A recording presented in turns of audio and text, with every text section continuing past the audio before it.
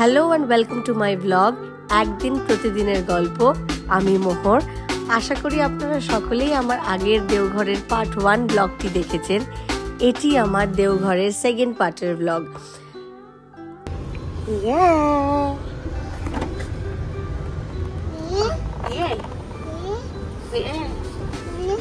কোথায় যাচ্ছি আমরা? কোথায় যাচ্ছি? ওই যে কোন যে ওসব ওই যে এই যে সেই যে এখন আমরা এয়ারপোর্ট থেকে বেরিয়ে হোটেল যাচ্ছি। সাংঘাতিক গরম, টেম্পারেচারটা দেখলাম না, দেখে নেবো। 40 তো হবেই, 40 ধারে 40 হবে না, 40 না, अराउंड 37-38 হবে, অত হবে না। লাইট গেছে উড়াছে। হ্যাঁ,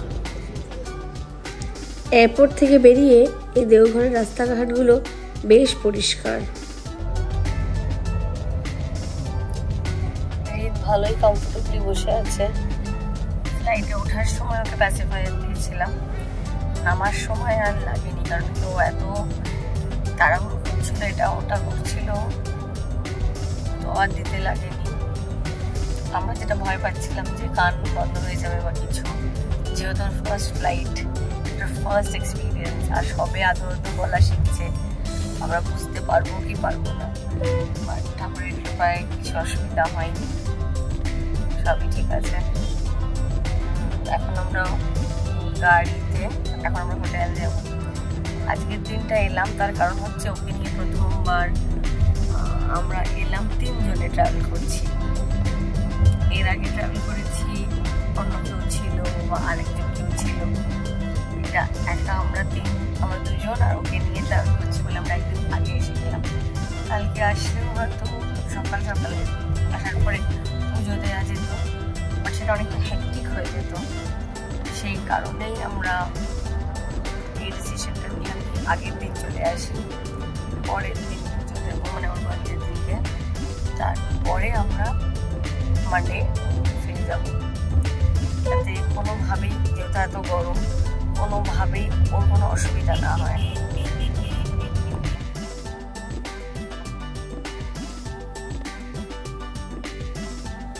আমাদের হোটেল পৌঁছে গেলাম। হোটেলটা বেশ ঝিমঝাম, একটা ছোট মন্দির আছে ঢুকতেই হোটেল লবিতে।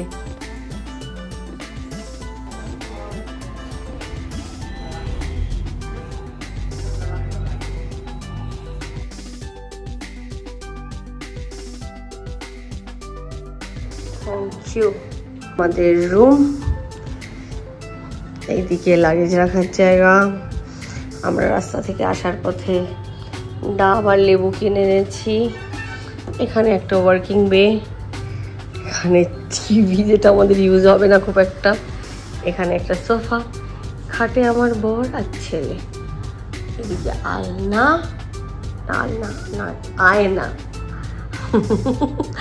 আলনা বলে বলে অভ্যেস। এই যে আমি, আর এইটা এখানে হচ্ছে একটা ওয়ার্ড্রোব। ও, ওয়ার্ড্রোবের নিচে মিনি ফ্রিজটা রাখা।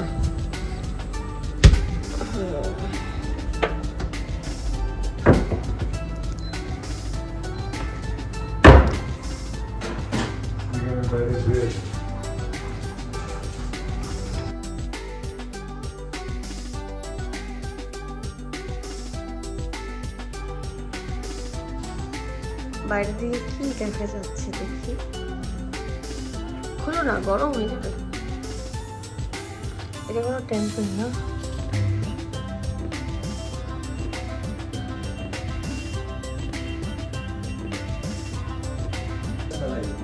কি এটা?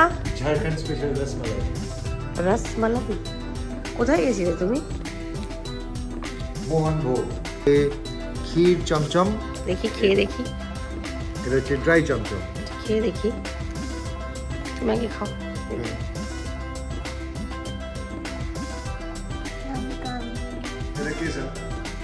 কেমন?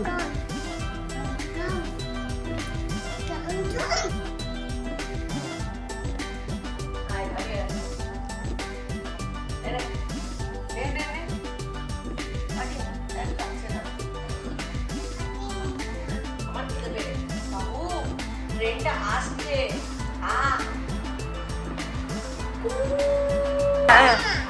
সৌম্য এখন খাবার অ্যারেঞ্জমেন্ট করছে, ও আগে খেয়ে নিচ্ছে, আমি ছেলেকে খাইয়ে তারপরে খাওয়াবো। একটু ঘুম দিয়ে উঠলাম, এখন এই জানলাটার ধারে সোফাটা একটু বসে আছি, ছেলে আর বর ঘুমাচ্ছে। বাইরের দিকটা বেশ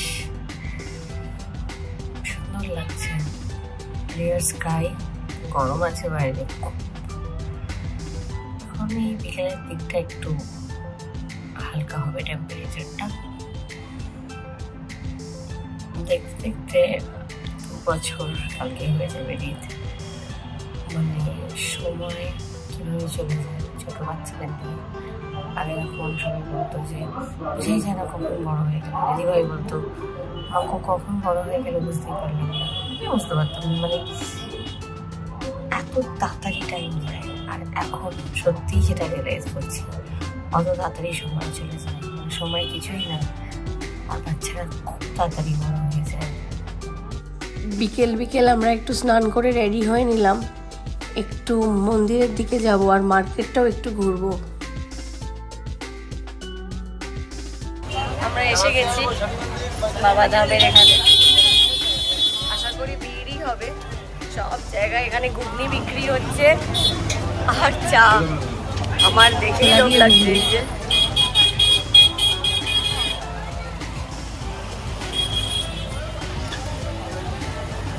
এবার যাওয়া যাক।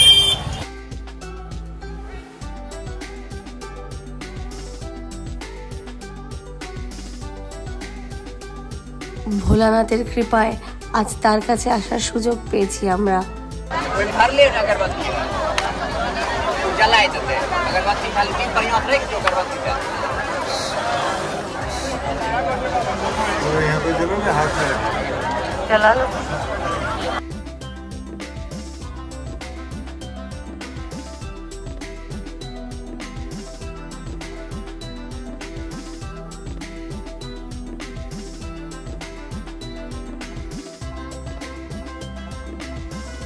মন্দির প্রাঙ্গণটা মনটাকে ঠান্ডা করে দিচ্ছে।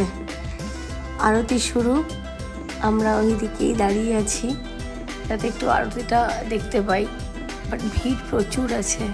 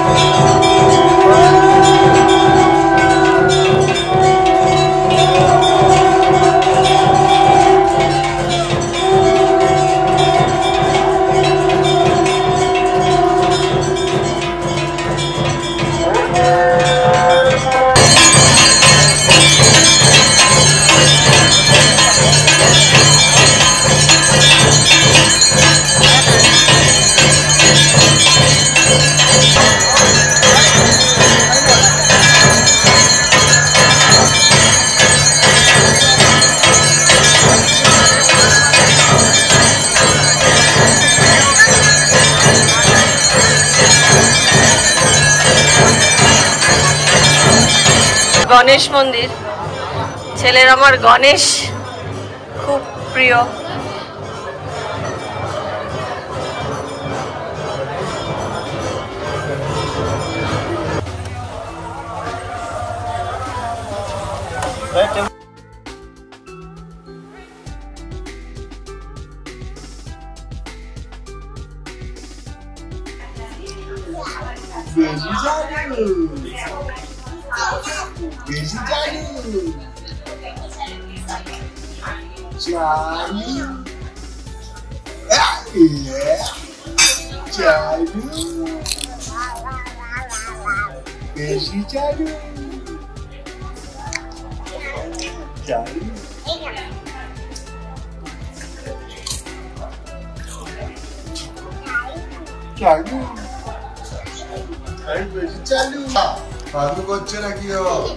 রাত এখন 11:30, ছেলেকে ড্রেস চেঞ্জ করানো হচ্ছে।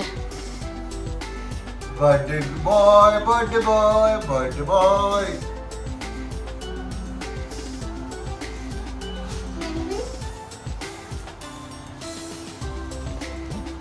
সুইট রিসার্চ করছি আর শুনে এনার্জি ইমি যেটা বন্ধ করতে হলো। ঘরের অবস্থা কি হয়েছে, ছড়িয়ে ছিটিয়ে, তাও আমি অনেক ক্লিন করলাম। হাউসকিপিংকে আর কতবার ডাকবো বুঝে পাচ্ছিলাম না। এখন 12টা বেজে গেছে, আমরা ঘুমের প্রস্তুতি নিচ্ছি। আজকে 7th of April, ছেলের জন্মদিন। আমার এক্সাইটমেন্ট তো লাগছে, কিন্তু সময় চলে গেল খুব তাড়াতাড়ি। কিভাবে যে দিনগুলো কেটে যাচ্ছে আর বড় হয়ে যাচ্ছে বুঝতেই পারছি না। সময় ইমোশনাল হয়ে গেছে।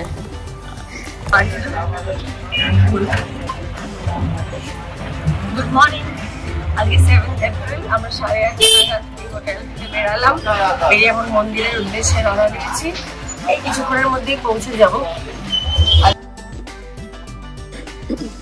পরের দিন সকালবেলা আমরা একটু বেরিয়ে পড়েছি মন্দিরে যাওয়ার জন্যে। রেডি হয়ে স্নান টান করে সবাই একদম এই রিক্সাগুলোতেই আমরা মন্দির টন্দির মার্কেট যা যাচ্ছি। এখান থেকে আমি যখন ভিডিও দেবো, মানে যখন প্রসেসটা তখন তো আর ভিডিও করতে পারবো না। হোটেল থেকে আমাদের মন্দিরটা 3 কিলোমিটার, 3 থেকে 4 কিলোমিটার মতন। যে আমাদের পুজোটা করে দেবে সে গেছে, আমাদের এখানে দাঁড়াতে বললো।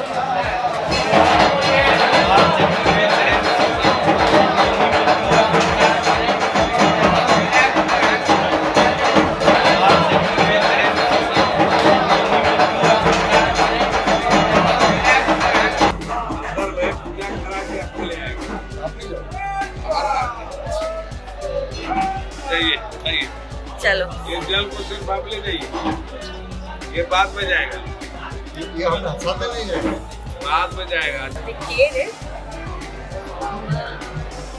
ये इधर ही হয়ে গেছে। এই পরিবেশটা আমাকে ইমোশনাল করে দিচ্ছিল, বলেই বোঝাতে পারবো না মনের ভিতরে কি হচ্ছিল।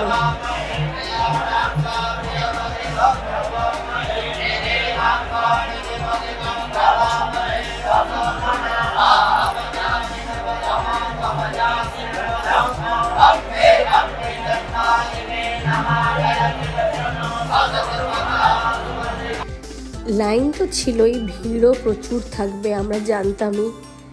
একটা 250 রুপিজের কোনো স্পেশাল টিকিট বললো কিনতে, মানে যে আমাদের পুজো করিয়ে দিচ্ছিলেন যেই ঠাকুর মশাই, উনি আমাদেরকে বললেন কি ওইটা এখানে অ্যাভেলেবল আছে।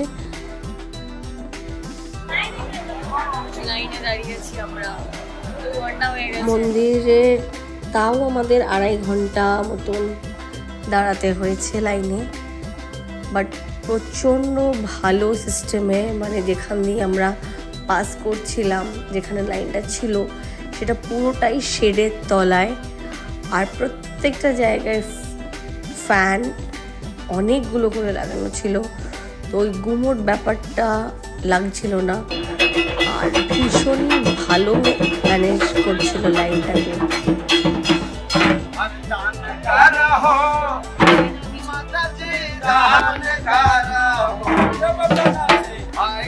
भोला के नगरिया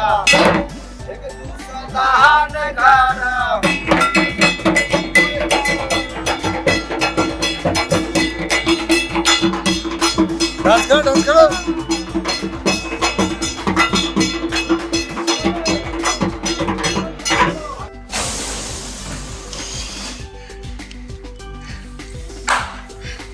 चल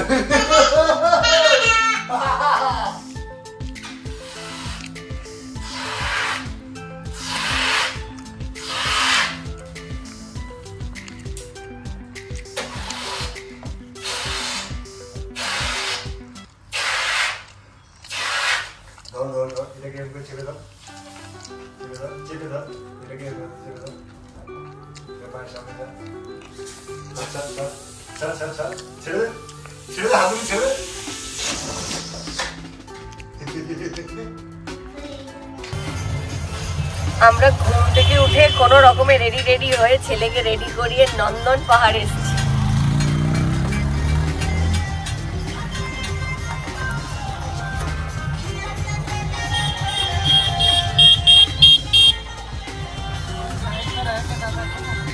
फोन कर लो। এখন আমরা যাব নন্দন পাহাড়, দেখি কি আছে। বলছে পার্ক, একটা বাচ্চাদের বড় পার্ক, সেই জন্যই আমরা এখানে এলাম। আদার সাইড সিইং অপশন ছিল, বাট পার্ক বললো বলে আর আজকের দিনটা বেশ, তার জন্যে ও একটু এনজয় করতে পারবে বলেই আমরা এলাম। দেখা যাক, ওয়েদারটা ভালো আছে।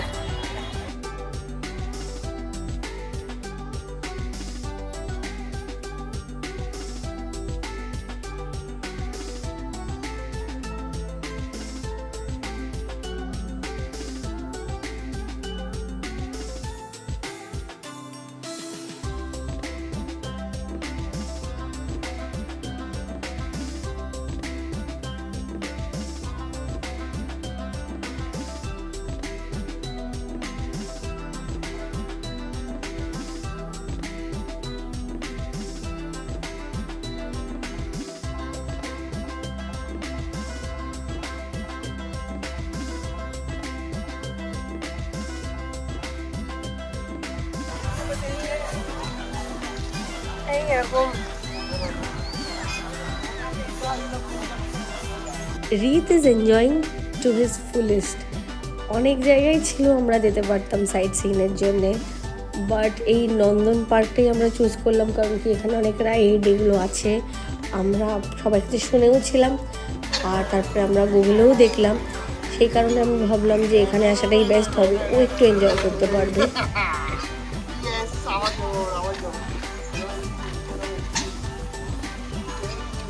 একটা প্লে এরিয়া মতন, আর এখানে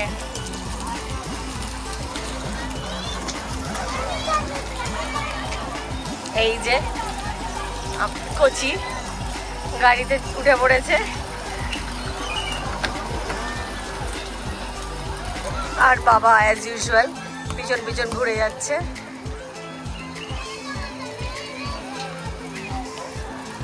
পরিবেশটা ভালো, আর সানডে বলে আজকে অনেক লোক এসছে।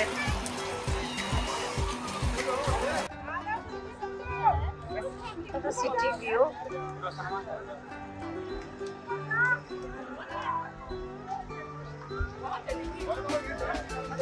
আমরা উঠে পড়েছি একটা ক্যাটারপিলার রাইডে ছেলের সাথে। এই যে বার্থডে বয়, এই যে বার্থডে বয়, সামনে দেখো, বলো হ্যালো, বলো হ্যালো, হ্যালো বলো। পরিবেশটা ভালো এখানকার, বাচ্চাদের জন্য অনেক রাইডস আছে।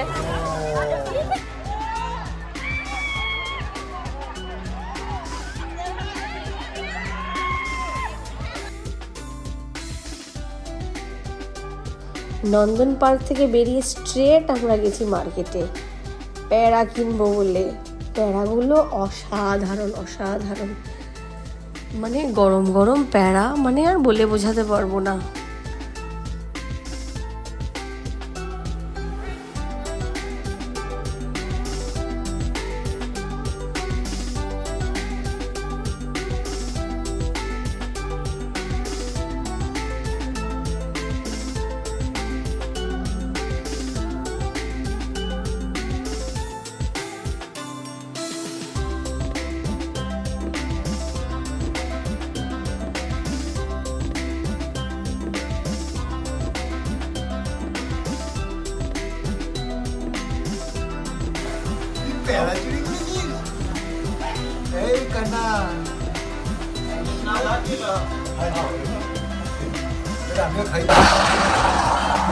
আপনারা এখানে আসলে আপনাদের সকলের খুব ভালো লাগবে।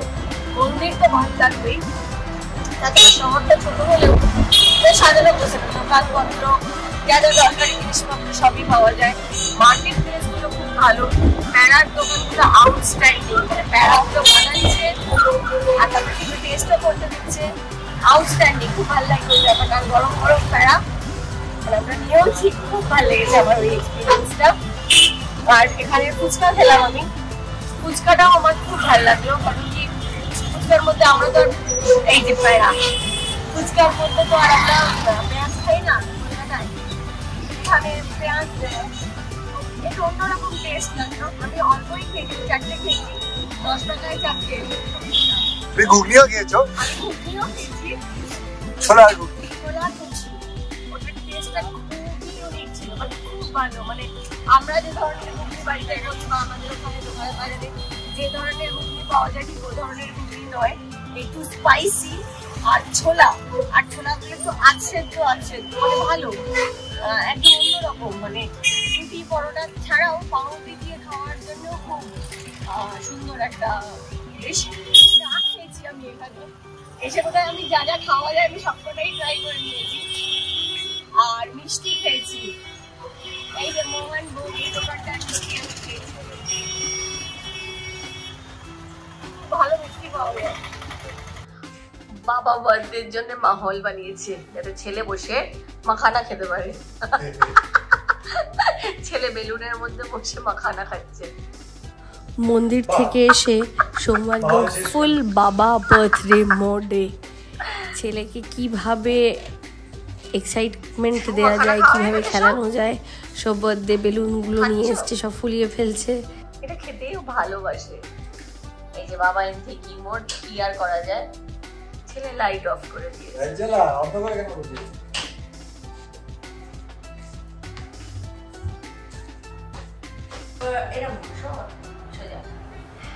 Happy birthday to you.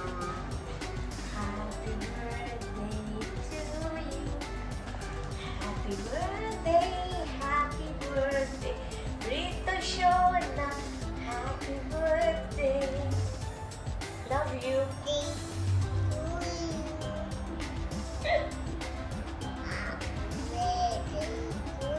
কে খাবে কে খাবে কে খাবে? বেলুন খাবে? রিত খাক একটু মাকে খাও, বেলুন দিয়ে খাওয়াচ্ছে। শুধু ফ্রেন্ডস নাকি তোর? আচ্ছা আমি খাবো না?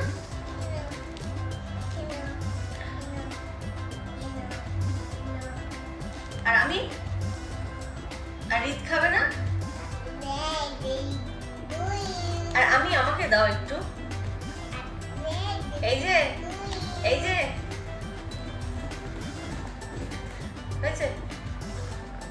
বাবা হয়েছে?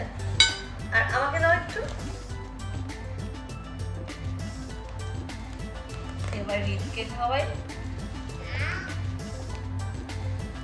কেমন? এবার বাবাকে খাওয়াই।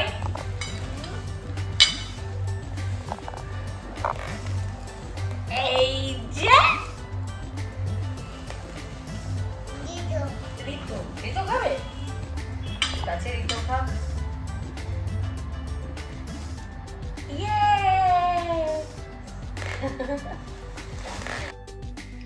গুড মর্নিং সকলকে, আমি মোহর। আজকে হোটেল থেকে চেক আউট করবো, তার আগে কিছু কাজকর্ম থাকে, যেরকম বাচ্চার জিনিসগুলো আমি সব গুছিয়ে টুছিয়ে নেবো। তাই জন্য আর ঘুম আসছিল না, তো 6টায় উঠে পড়েছি। উঠে পড়তে কী করবো এই জানলার ধারে বসে আছি। আর এখন একটু চা আনালাম, আনিয়ে চা খাচ্ছি। সকাল সকাল ব্রেকফাস্ট করতে যাবো তো একটু পরে, ছেলেও ঘুমাচ্ছে, সৌম্যও ঘুমাচ্ছে, তো 9টা সাড়ে 9টা নাগাদ যাবো ব্রেকফাস্ট করতে।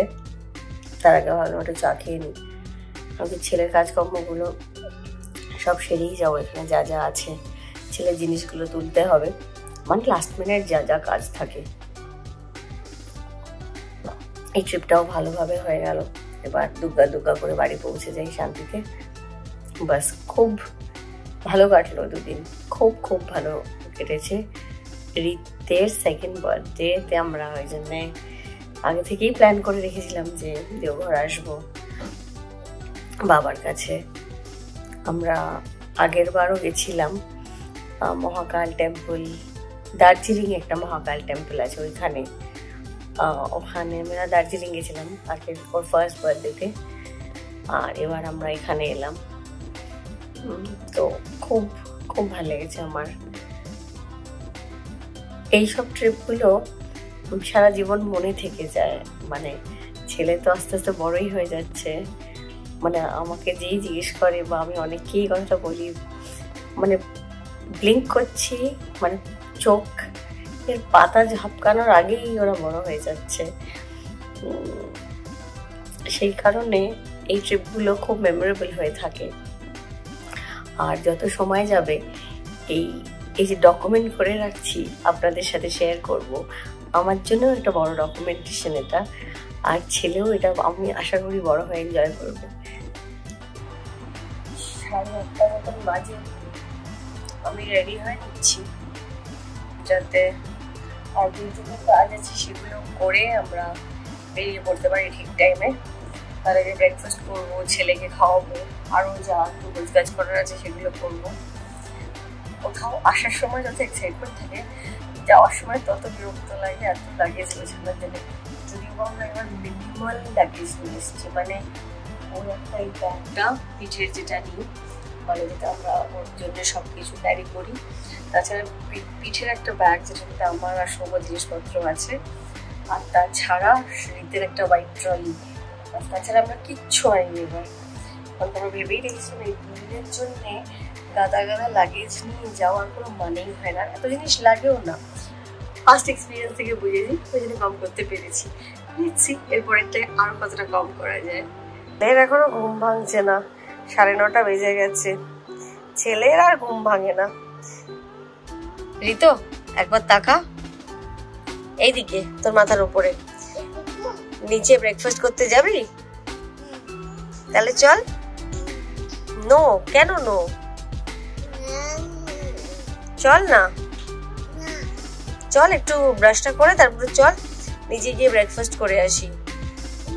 ডিম আছে, কলা আছে, তারপরে ব্রেড আছে, বাটার আছে। চল, যাবি? তাহলে চ। দেখেছিস খাবারের নাম শুনলেই বলছিস হ্যাঁ। নো নো নো বললে হবে না, বিকজ তুমি খুলে দিয়েছো বলে পুরো কার্টেনটা।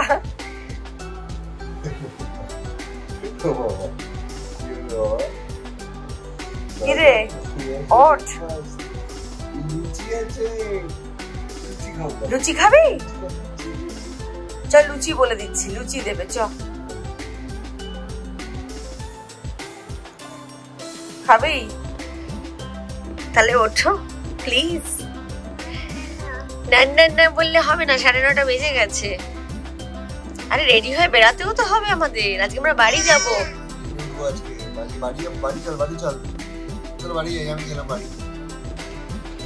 এই যে স্যার, চলুন। কালকে তাড়াতাড়ি ঘুমিয়ে পড়েছে, নাইট ড্রেসের নিচের প্যান্টটা পরাতে পেরেছি, ওপরের জামাটা পরেই ঘুমিয়ে পড়েছে। এখন আমরা ব্রেকফাস্ট করতে যাচ্ছি।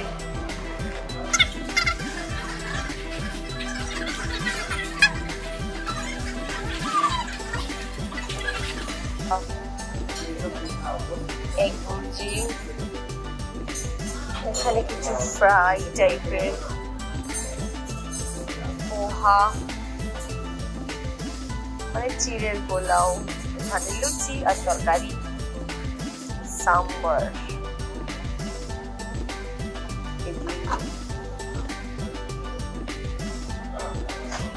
এখানে ফ্রুটস, চা, কফি, ভেজ স্যান্ডউইচ।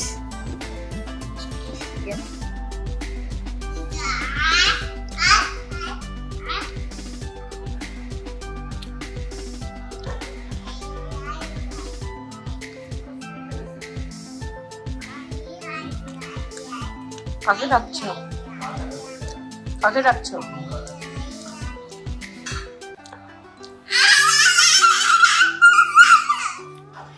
বেরিয়ে যাচ্ছি হোটেল থেকে লাগেজ সব গুছিয়ে, আমি সৌম্য আর এই যে। চলো লেটস গো, আমাদের দেওঘর ট্রিপ ডান। আমরা এখন বাড়ি যাবো।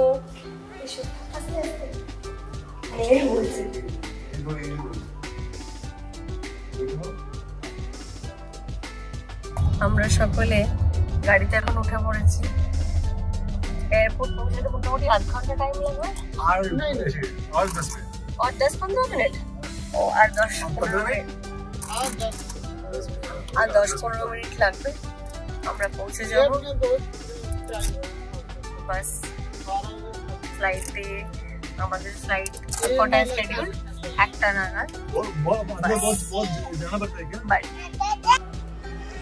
দেওঘর এয়ারপোর্ট এই যে ছেলে লাইনে, না না না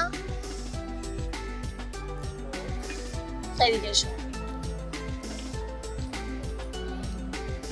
এখন মা আর ছেলে মিলে মাখানা খাচ্ছে।